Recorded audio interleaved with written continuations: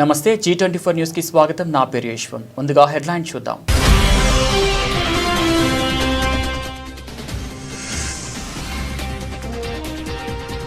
Operation Sindoor తో భారత్ సత్తా ప్రపంచానికి తెలిసింది.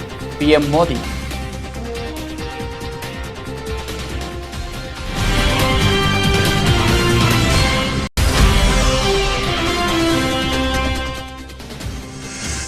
ప్రజాస్వామ్యంలో ప్రజల శక్తికి మించిన శక్తి లేదు.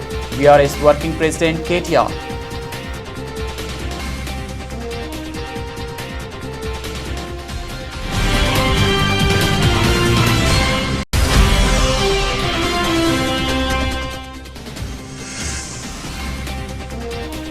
ఇంకెంతమంది చనిపోతే నీ రాతి గుండె కరుగుతుంది రేవంత్ రెడ్డి.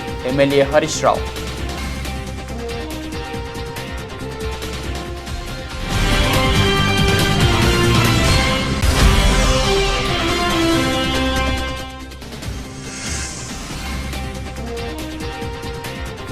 ప్రాణం పోయినా సరే బీజేపీతో పొత్తు ఉండదు. ఎమ్మెల్యే జగదీష్ రెడ్డి.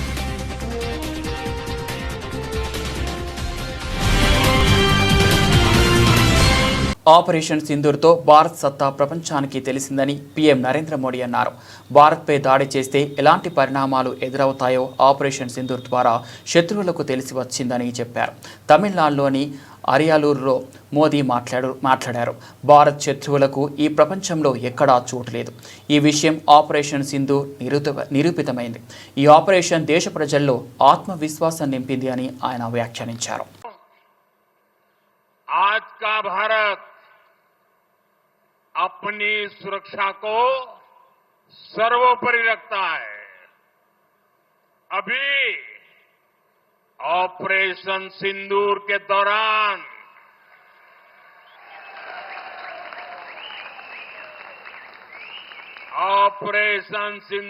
दौरान दुनिया ने देखा है कि कोई अगर भारत की सुरक्षा और संप्रभुता पर हमला करता है तो भारत उसे कैसे जवाब देता है. ऑपरेशन सिंदूर ने दिखा दिया है कि भारत के दुश्मनों के लिए, आतंकवादियों के लिए अब कोई ठिकाना सुरक्षित नहीं है.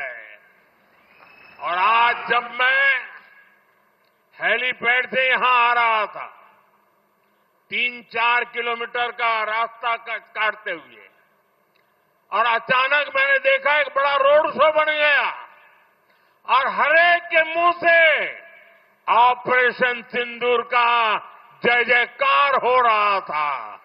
ये पूरे देश में ऑपरेशन सिंदूर ने एक नई चेतना जगाई है, नया आत्मविश्वास पैदा किया है और दुनिया को भी भारत की शक्ति को स्वीकार करना पड़ रहा है. நண்பர்களே, இன்றைய பாரதம் தனது பாதுகாப்பை அனைத்தையும் விட பெரிதாக கருதுகின்றது.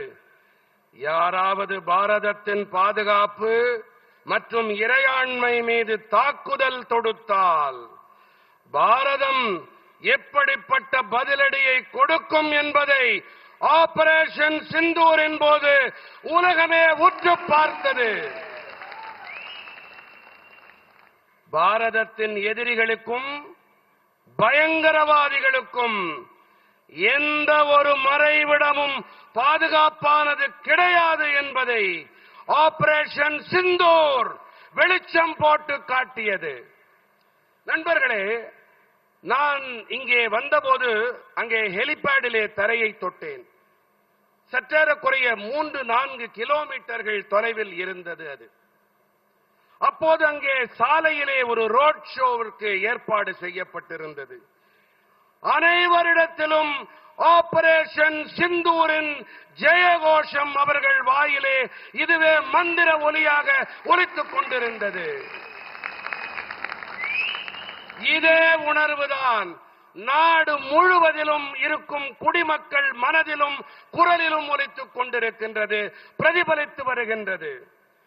நம் நாட்டில் மட்டுமல்ல உலகமே இதை கண்டு வியந்து பார்க்கிறது. இந்தியாவின் வல்லமையை உலகம் தெரிந்து கொண்டு வருகின்றது. साथियों, हम सब जानते हैं कि राजेंद्र चोला ने गंगईकोंड चोलपुरम का निर्माण कराया तो उसके शिखर को तंजावुर के बृहदेश्वर मंदिर से छोटा रखा. वो अपने पिता के बनाए मंदिर को सबसे ऊंचा रखना चाहते थे. अपनी महानता के बीच भी राजेंद्र चोला ने विनम्रता दिखाई थी. नंबरगले ప్రజాస్వామ్యంలో ప్రజల శక్తికి మించిన శక్తి లేదు. కేటీఆర్ ఓటుతోని కాంగ్రెస్ని అధికారంలోకి తెచ్చింది మీరే. రేపు వాడిని దింపాల్సింది కూడా మీరే. వాడొకడు వీడొకడు మాట్లాడుతూనే ఉంటాడు. బీఆర్ఎస్ పార్టీ ఇంకొక 50-100 ఏళ్ళైనా మీకోసం మీ సేవ చేసుకుంటూ ఇక్కడే ఉంటుంది. తెలంగాణ ఉన్నంతకాలం బీఆర్ఎస్ పార్టీ ఉంటుందన్నారు బీఆర్ఎస్ వర్కింగ్ ప్రెసిడెంట్ కేటీఆర్. ప్రజాస్వామ్యంలో ప్రజల శక్తికి మించిన శక్తి లేదు. ఇలా బీసీలకు చేసిన ద్రోహానికి మా బీసీ సోదరులు మరలబడాలి, కొట్లాడాలి, ప్రభుత్వానికి వ్యతిరేకంగా తీర్పు ఇయ్యాలి. మా రైతులకు చేసిన మోసానికి రైతు బిడ్డలు మనందరం మరలబడాలి. తప్పకుండా కాంగ్రెస్ వాళ్ళని గల్లబట్టి అడగాలి. ఆడబిడ్డలకు చేసిన మోసానికి ఆడబిడ్డలు బదులా తీర్చుకోవాలి, కర్రు కాల్చి వాత పెట్టాలి. 2 లక్షల ఉద్యోగాలని చెప్పి పిల్లలకు చేసిన మోసానికి పిల్లలు కూడా ఖచ్చితంగా ఓటు హక్కున్న ప్రతి తమ్ముడు, ప్రతి చెల్లె మీరు కూడా బదులా తీర్చుకోవాలి. ఇక ముసలోళ్ళు అయితే 4000 పెన్షన్ అని చెప్పి మోసపోయిన మా అవ్వ కనబడుతుంది అక్కడ. ఆ అవ్వను అడుగుతున్నా నిన్ను, ఒక నీలం రంగు చీర అవ్వ, నువ్వే ఏం పేరు, అమ్మ పేరు అడుగు. ఏం పేరు? మల్లమ్మ. నీ ఓటు అడిగేతానికి వచ్చిందనుకో కాంగ్రెస్ ఓడు, ఇంట్లో కట్టే ఉంటుంది కదా, దొడ్డు కట్టే పట్టుకొని ఉరికి ఒక్కటి ఇనుక మర్రేసి చంపు. అర్థమైందా? నిజంగా కొట్టే ఆయన కేసు పెడతాడు వాడు. కొట్టకు, కొట్టినంత పని చేసి చల్ పోయిడికెళ్ళని చెప్పి ఎలగొట్టు. నేనేమంటున్నా అంటే మోసాన్ని మోసంతోనే జయించాలి, ముళ్ళును ముళ్ళుతోనే తీయాలి. కాంగ్రెస్ ఓనికి ఓటుతోని వాని అధికారంలోకి తెచ్చింది మీరే. రేపు మళ్ళా ఓటుతోని అధికారంలోకి వెళ్ళి దించాల్సింది కూడా మీరే. తప్పకుండా నాకైతే నమ్మకం ఉంది.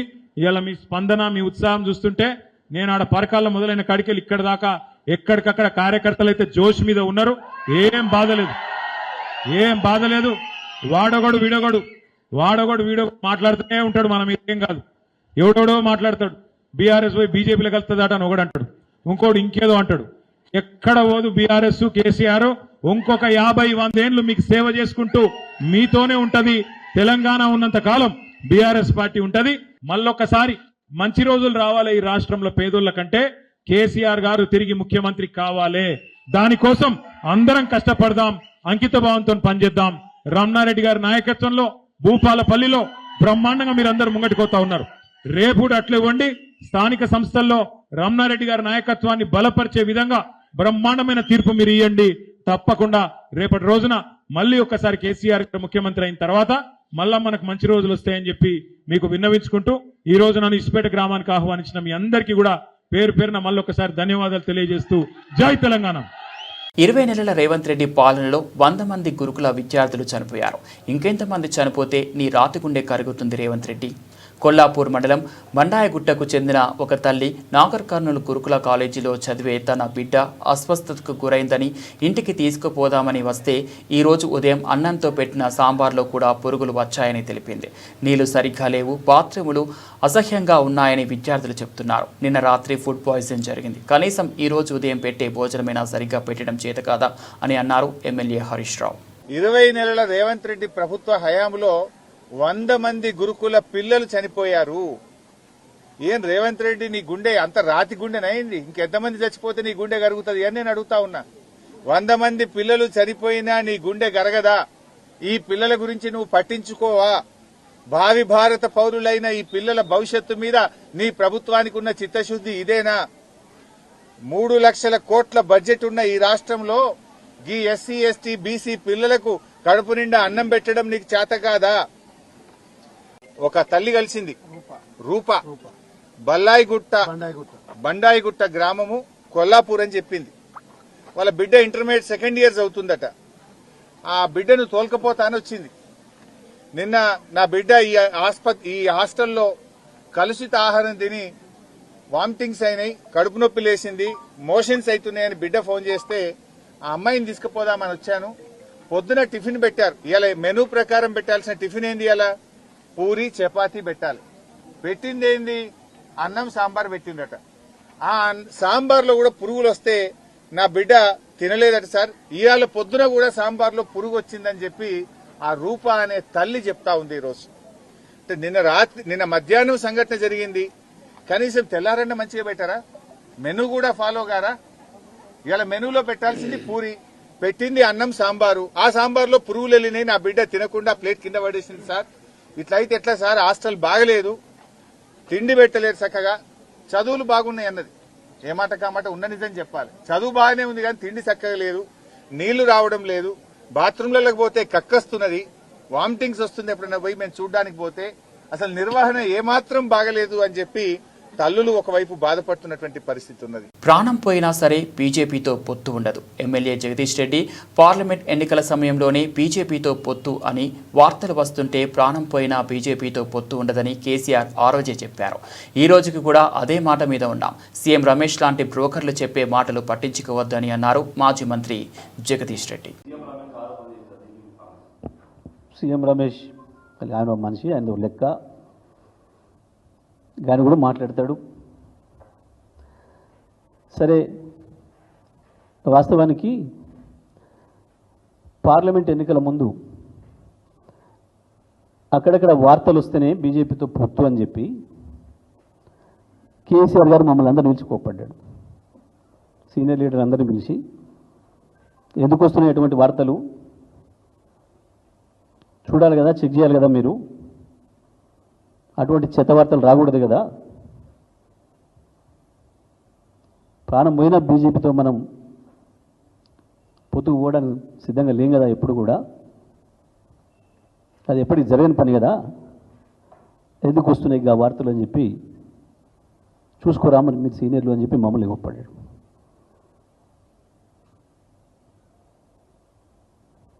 కేటీఆర్ గారిని, హరీష్ గారిని, నన్ను, ప్రశాంత్, ఇంకా నలుగురు లీడర్లను పిలిచి బీజేపీతో గంత దూరంగా ఉంది బీఆర్ఎస్ పార్టీ. ఎప్పుడు కూడా అది తెలంగాణకు పనికొచ్చే పార్టీ కాదు, బీఆర్ఎస్ రాజకీయాలకు, టీఆర్ఎస్ రాజకీయాలకి కుదిరే పార్టీ కాదు అనేది మొదటి నుంచి మేము చెప్తున్న భావన. మేము అట్లాగే ఉన్నాం. ఇక దాంట్లో ఎవడో చిన్న సైజు బ్రోకర్లు, పెద్ద సైజు బ్రోకర్లు ఎవడో వచ్చి చెప్పి మాట్లాడితే అది పనికి మాలిన ముచ్చట. చంద్రబాబు నాయుడు గారు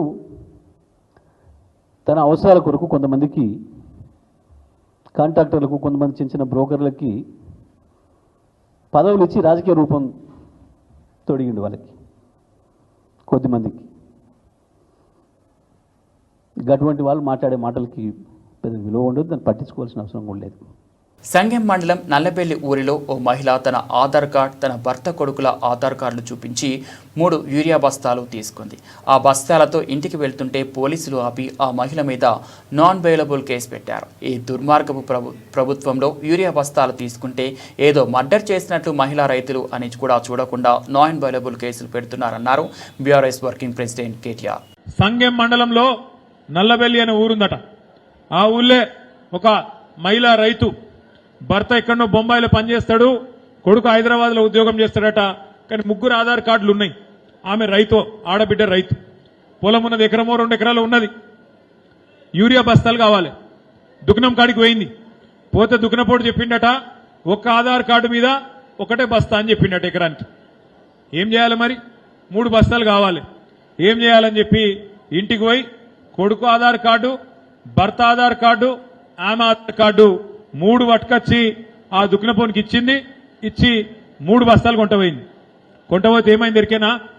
మధ్యలో పోలీసు వాళ్ళు పట్టుకొని నాన్ బెయిలబుల్ కేసు పెట్టి ఇలా ఆ మహిళా రైతును జైలుకు పంపినరు.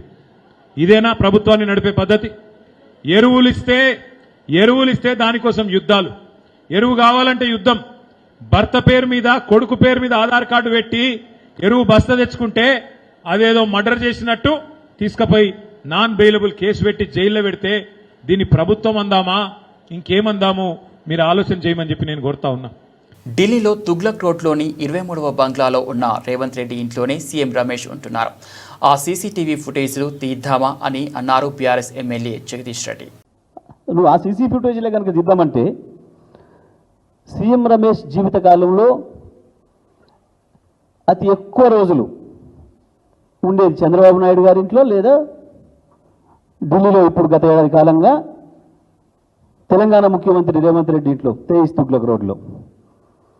తీద్దామా సీసీ ఫుటేజ్ తీద్దాం పట్టు. 23 తుగ్లక్ 23 తుగ్లక్ రోడ్ 23 బంగ్లా తుగ్లక్ రోడ్లో ఇప్పుడు తెలంగాణ ముఖ్యమంత్రి అఫీషియల్ రెసిడెన్స్. దాని సీసీ ఫుటేజీలు తీద్దాం. సీఎం రమేష్ నువ్వు ఎన్ని రోజులు దాంట్లో ఉన్నావో నువ్వు నీ తమ్ముడు తీద్దామా. సీఎం రమేష్ గంత పెద్దోడు కాదు మాకు తెలుసు. ఆయనే చెప్పింది చాలా సందర్భాల్లో, చీచి ఈ బీజేపీ పార్టీ నేను ఎట్లుంటానా, నన్ను మా సుజనా చౌదరిని చెయ్యి విరిచి ఆర్బిట్రిస్ట్ చేసి తీసుకుపోయారు, మమ్మల్ని ఈడీలు వేస్తాం, మమ్మల్ని ఇండ్లు వేస్తాం అండ్లు వేస్తాం భయపెట్టి తీసుకుపోయిన పార్టీ. నేను ఎప్పటికీ చంద్రబాబు మనిషిని, మా అభిమాన నాయకుడు చంద్రబాబు తప్ప ఇది కాదు నేను పేర్కొంటున్నా. కానీ అందులో భౌతికంగా అందులో ఉన్నాడు, ఆత్మ చంద్రబాబు దగ్గర ఉంటుంది, చంద్రబాబు శిష్యుడు రేవంత్ కాబట్టి ఇటు కూడా సగం ఆత్మను ఇచ్చిండు. సీసీ ఫుటేజ్ సిద్ధమాను సీఎం రమేష్ తీద్దామా 23 తుగ్లక్. చంద్రబాబు ఢిల్లీకి వచ్చిన ప్రతిసారి మొత్తం వచ్చి నుంచి పోయినాక నువ్వే ఏమంటుంటావా ఉండవా? ఇవాళ బీజేపీతో పోతానికి కాదు, అంతకుముందు కూడా ఇక గాయన లెక్క ఎంత ఏం మాట్లాడిండు. జనవరిలో కాకతీయ మెగా టెక్స్టైల్ పార్కులో కాలువ పనుల కోసం 137 కోట్లతో టెండర్ను పిలిచారు. జనవరి 24న ఒప్పందం కుదిరింది. అయితే మార్చి 22న ఆ ఒప్పందాన్ని రద్దు చేసి అదే పనిని మళ్ళీ 297 కోట్లకు టెండర్కు పిలిచారు. 3 నెలల్లో ఒక ఇటుక పేర్చకుండా అంచనా వ్యయం ఏకంగా 160 కోట్లు ఎలా పెరిగింది? కాలువ పనుల పేరిట కాంగ్రెస్ మంత్రులు 160 కోట్ల ప్రజాధనాన్ని దోచే ప్రయత్నం చేస్తున్నారన్నారు బీఆర్ఎస్ వర్కింగ్ ప్రెసిడెంట్ కేటీఆర్. నీకు ఇక్కడికి వస్తుంటే ఇప్పుడే ఒక సమాచారం వచ్చింది. కాకతీయ మెగా టెక్స్టైల్ పార్కులో ఒక కాలువ ఉన్నది. ఆ కాలువ పనుల కోసం 137 కోట్ల రూపాయలతోని జనవరి నెలలో ఈ సంవత్సరంలోనే టెండర్ పిలిచిండ్రు, ఫైనల్ చేసిండ్రు. 137 కోట్ల ఖర్చు అవుతుంది, కాలువ తవ్వుతుంది, కానీ ఒప్పందం కూడా చేసుకున్నారు. జనవరి 24 నాడు ఒప్పందం అయింది. సరిగ్గా 2 నెలలు కూడా తిరగలే.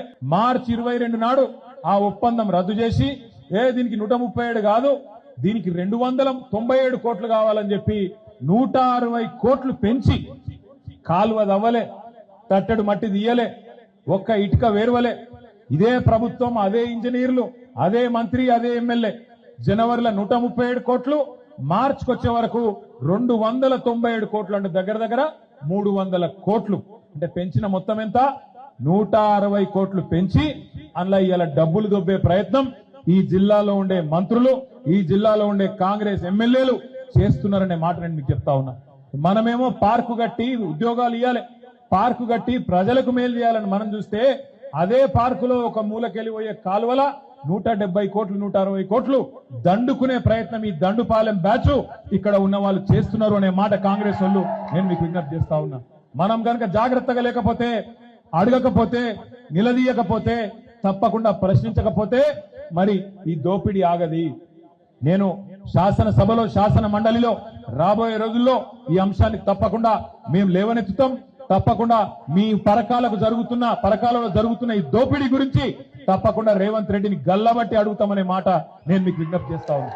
అట్లాగే మీరు చెప్పిండ్రు ఇప్పుడు మంచి మాట, ఇక్కడ ఎవరికైతే శిక్షణ వచ్చిందో, ఇప్పుడు ఇక్కడ శిక్షణ పొందుతున్న ఆడబిడ్డలు ఉన్నారో మీ అందరికీ అదే పరిశ్రమలో మీకోసం పెట్టిందే అది. మరి మీకోసం తప్పకుండా అక్కడ ఉద్యోగాలు వచ్చేటట్టు చేసే బాధ్యత కూడా మేము తీసుకుంటాం. తప్పకుండా పరిశ్రమలతో మాట్లాడతామని చెప్పి కూడా నేను మీకు విజ్ఞప్తి చేస్తా ఉన్నా. భూపాలపల్లి పర్యటనలో కేటీఆర్తో ముచ్చటించిన మహిళా రైతులు, కాంగ్రెస్ దొంగ హామీలను నమ్మి మోసపోయాం, ఇంకోసారి నమ్మేది లేదు, మళ్లీ వచ్చేది బీఆర్ఎస్ పార్టీని అన్నారు. కాలమైంది నాట్లేసుకుంటాను. మరి కాంగ్రెస్ ఏమేమో చెప్పారు కదా, వచ్చినాయి అన్ని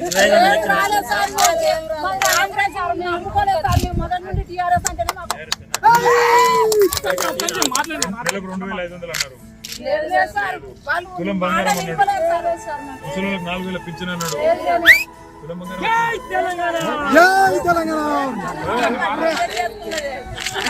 అంటున్నా సార్. మళ్ళా నమ్ముతారా మరి అసలు నమ్ముతారా? కాంగ్రెస్ కోటి మంది మహిళలు కోటీశ్వర్లు అని చెప్తా అంటారు. మీరందరూ కోటీశ్వర్లు అవుతారు.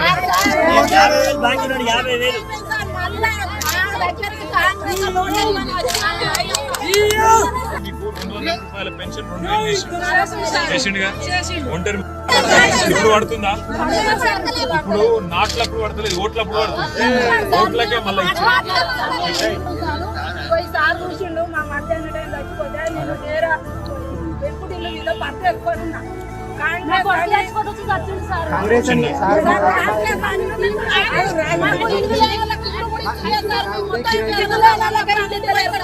ఒకరు మాట్లాడారు మాట్లాడతాం, కొట్లాడతాం. మీరు మాకు గట్టిగా నిలవడం, మేము గట్టిగా నిలవడం.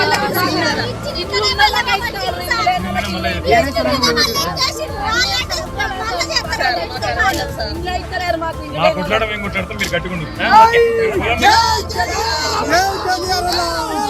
వరంగల్ జిల్లా గీసుకొండ మండలం మచ్చాపురంలో పొలంలో నాటు వేస్తున్న మహిళలతో మాట్లాడి వారి సమస్యలు అడిగి తెలుసుకున్న ఎమ్మెల్సీ కల్వకుట్ల కవిత.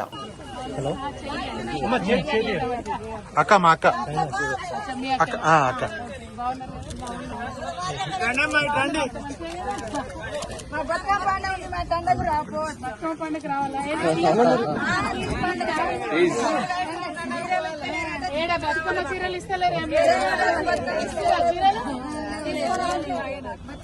బాగున్నామా? మీరు బాగున్నారా? బతుకమ్మ చీరలు లేవు, పెన్షన్లు వస్తున్నాయా? అంతేనా? అంతే కదా. కరెంట్ వీళ్ళ భర్త చనిపోయి సంవత్సరంన్నర అవుతుంది మేడం. పెన్షన్ ఇస్తలేదు. ఆమెకు ఆడపిల్లలు అబ్బాయిలు కూడా వస్తలేదు.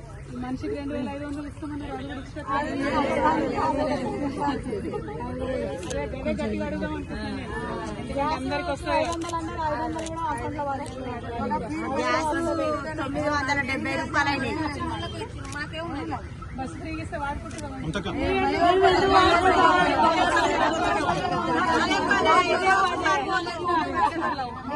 మనం వెళ్ళిపోతాం బస్సు ఎక్కండి. కొంతమంది పరిస్థితి కూడా అర్థం చేసుకోవాలి. పాస్బుక్లు అయితే శిల్కలు నువ్వు పట్ట తీసుకొస్తా నీతో అక్కడ 3 గంటలు నిలబడి టైం వేస్ట్. నిలబడి ఒక్కరోజు కూలి కూడా కొట్టుకొని బస్తాలకు నిలబడ్డా సరిపోని వస్తుంది. ధర కూడా పెంచారు కదా. సంచికి ఎంత? 150 పెంచారా?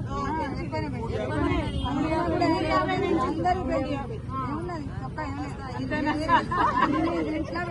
మనం రేవంత్ రెడ్డి లెక్క మాట్లాడద్దు, తిట్టద్దు, మనం తిట్టద్దు. అదే తిట్టద్దు, చెప్పాలి ముచ్చట. కానీ బరాబర్ అడుగుదామమ్మా. వచ్చేటి చాలా ఉన్నాయి, రావాలి, అడుగుదాము. నువ్వు చెర గట్టి ఉండదు. అంతే. కొన్ని రోజులు అయితే అవుతాయి. కొత్త పింఛన్లు ఆయన ఎక్కిన కాంచి కొత్త పింఛన్లే రాలేదు. కాకుండా నాకు కాళ్ళు ఎత్తలేవు. నేను బతకాలంటే ఎట్లా అదైతే కూలీనాలు చేసుకొని పిల్లలను ఎలా తీసుకునే వరకే సరిపోయింది. 4 ఆడపిల్లలు, వాళ్ళ సంతానం వాళ్ళు వెళ్ళి ఇప్పుడు నేను కూలి చేసుకొని బతకాలంటే నాకు పోతానికి కాళ్ళు ఎత్తలేవు, కాళ్ళ నొప్పులు వచ్చి. అప్పుడే మంచుకున్నది, ఆయన టైం పక్కనే వేసేది. అప్పుడు అందరినీ అర్థం చేసుకున్నాడు. సారీ నాకు ఆలస్యం వచ్చుకుంటా. నేను ఇంకా మంచిగా మీతో కలిసి అన్నం తిందాం అనుకుంటున్నాను. మాకు ఆవిష్టం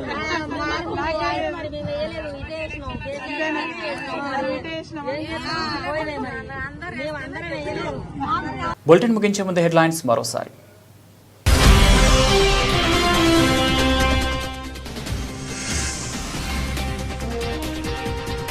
ఆపరేషన్ సింధూర్తో భారత్ సత్తా ప్రపంచానికి తెలిసింది. పీఎం మోదీ.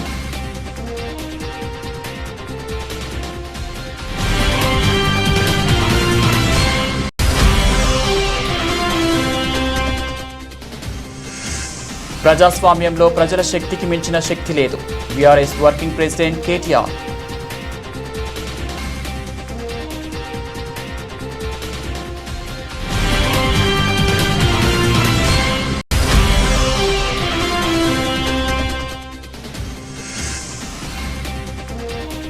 ఇంకెంతమంది చనిపోతే నీ రాతి గుండె కరుగుతుంది రేవంత్ రెడ్డి ఎమ్మెల్యే హరీష్ రావు.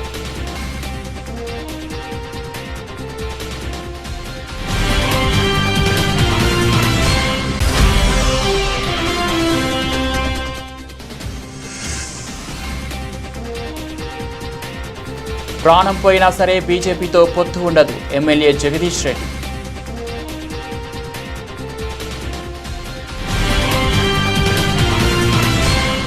ఇవి బులెటిన్ అప్డేట్స్. మరో బులెటిన్లో మళ్ళీ కలుద్దాం.